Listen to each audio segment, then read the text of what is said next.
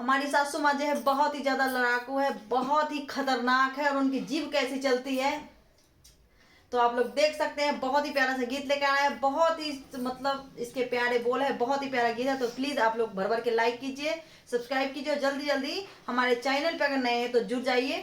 हर रोज इस तरह के आप लोगों को प्यारे प्यारे गीत सुनने के लिए मिलते रहेंगे।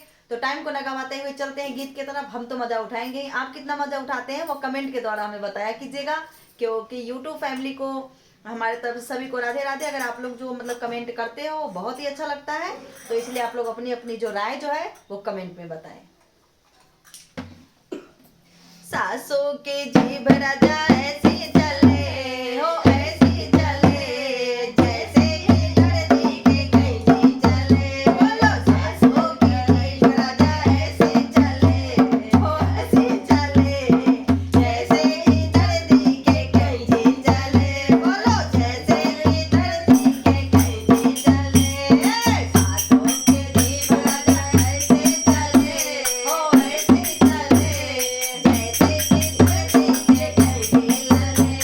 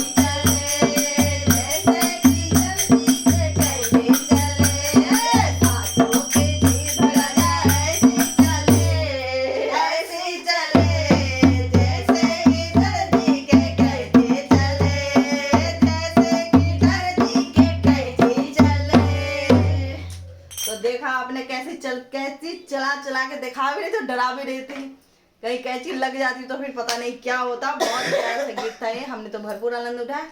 आपको कितना आनंद मिला है ये हमें कमेंट में बताइएगा। सभी को राधे राधे।